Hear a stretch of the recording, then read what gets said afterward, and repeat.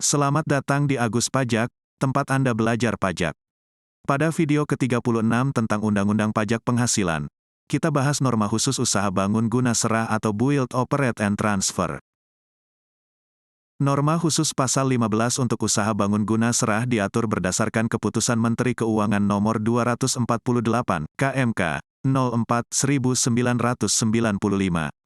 Menurut ketentuan ini, bangun guna serah, atau Build, Operate, and Transfer, adalah bentuk perjanjian kerjasama yang dilakukan antara pemegang hak atas tanah dengan investor, yang menyatakan bahwa pemegang hak atas tanah memberikan hak kepada investor untuk mendirikan bangunan selama masa perjanjian bangun guna serah, atau BOT, dan mengalihkan kepemilikan bangunan tersebut kepada pemegang hak atas tanah setelah masa guna serah berakhir.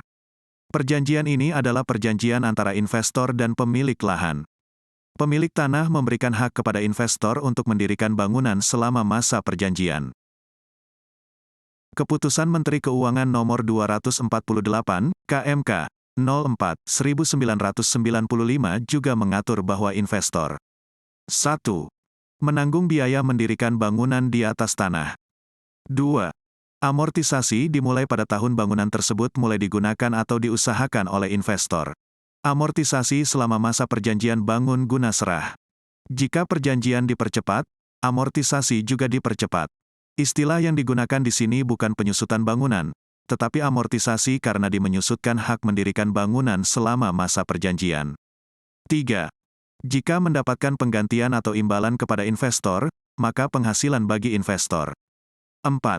Apabila masa perjanjian bangun guna serah menjadi lebih panjang dari masa yang telah ditentukan dalam perjanjian karena adanya penambahan bangunan, maka biaya penambahan bangunan tersebut ditambahkan terhadap sisa biaya yang belum diamortisasi dan diamortisasi oleh investor hingga berakhirnya masa bangun guna serah yang lebih panjang tersebut.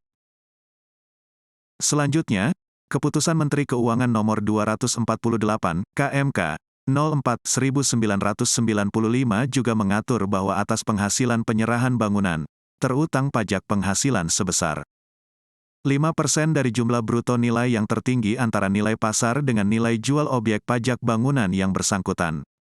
Penerima penghasilan tentu saja pemilik tanah. Investor menyerahkan bangunan. Asalnya, tanah tersebut kosong. Selanjutnya dibangun oleh investor. Tetapi hak milik atas tanah tidak pindah. Ketika masa perjanjian selesai, maka pemilik tanah memperoleh penghasilan dari adanya bangunan tersebut. Bangunan tersebut harus dinilai sesuai nilai pasar. NJOP secara teoritis seharusnya mencerminkan harga pasar. Pembayaran pajak penghasilan sebesar 5%. Bagi orang pribadi bersifat final, dan bagi wajib pajak badan adalah merupakan pembayaran pajak penghasilan pasal 25 yang dapat diperhitungkan dengan pajak penghasilan yang terutang untuk tahun pajak yang bersangkutan.